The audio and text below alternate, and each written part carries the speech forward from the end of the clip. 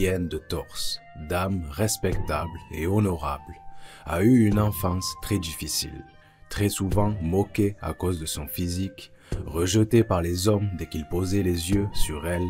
Brienne s'est alors dédiée corps et âme à l'art de l'épée et du bouclier. Elle a grandi en entendant les récits épiques des exploits d'une légende. Au cours de l'histoire, notamment lors de l'âge de l'aube et de l'âge des héros, nous avons appris l'existence d'artefacts légendaires et de héros tout aussi remarquables. De nombreuses personnes à Torse, qu'elles soient nobles ou simples paysans, se vantent de descendre d'un héros légendaire, Sir Galadon de Morn. Selon la légende, cet homme maniait l'épée, la juste servante, qu'il aurait reçue en cadeau de la part de la divinité des Sept elle-même. Compte tenu du rôle central de cette épée légendaire dans les contes sur Sir Galadon, l'érudit Hubert, dans son livre intitulé « Parents du cerf », suggère que Galadon n'était pas un rude guerrier de l'âge des héros, transformé en chevalier par les chanteurs des siècles plus tard, mais plutôt un personnage historique d'une période plus récente. L'érudit note aussi que Morn était le siège de petits rois sur la côte est de l'île de Torse, jusqu'à ce que les rois de l'orage les soumettent. Mais selon ces ruines, Morn aurait été bâti par les Andals et non par les premiers hommes.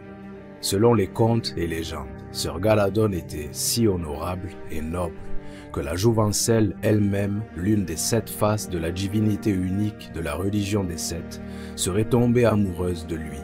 Elle lui aurait offert en gage d'amour une épée enchantée, la juste servante, que Sir Galadon lui-même jugeait si puissante qu'elle rendait les combats injustes. Cette épée brisait tous les boucliers et les autres épées se brisaient à son contact. Le noble Galadon refusait même de s'en servir lors d'un combat avec un homme pour ne pas désavantager son adversaire. Il n'utilisa l'épée, selon la légende, que 3 fois, dont une pour tuer un dragon. Sir Galadon était un champion d'une telle valeur que la Jouvencelle elle-même perdit son cœur pour lui. Elle lui offrit une épée enchantée, en signe de son amour. On l'appelait la juste servante. Aucune épée ordinaire ne pouvait la contenir, ni aucun bouclier résister à ses assauts. Sir Galadon, le chevalier parfait, portait fièrement la juste servante, mais il ne la dégainait que 3 fois. Il n'utiliserait pas l'épée contre un mortel, car elle était si puissante qu'elle rendait tout combat inéquitable.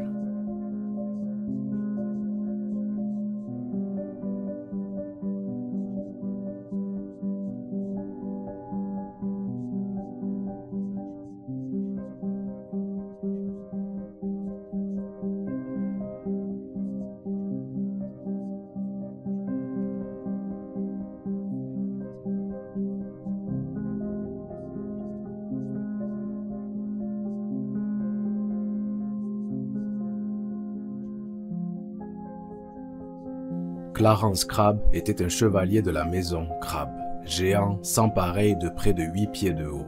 Aucun cheval ne pouvait supporter son poids, si bien qu'il montait un bœuf géant.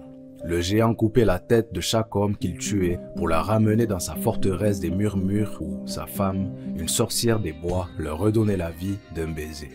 Les Murmures de ces têtes prodiguaient de bons conseils à Sir Clarence et sont à l'origine mythique du nom de son château. La légende rapporte que parmi ces morts se trouvait un roi de la maison Sombrelin de Sombreval.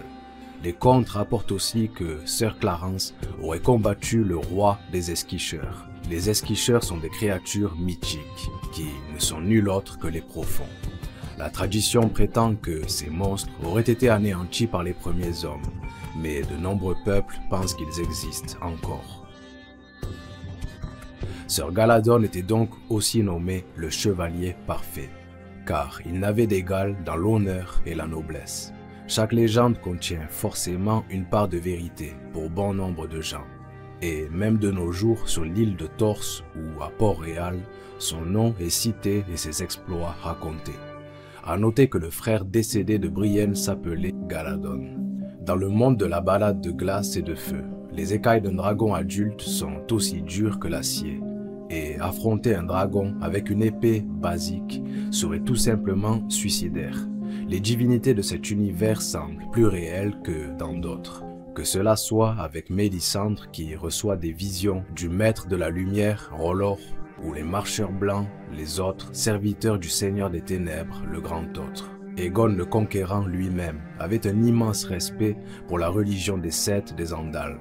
Et un homme comme lui, touché par de troublantes visions, savait que certaines légendes pouvaient probablement être réelles.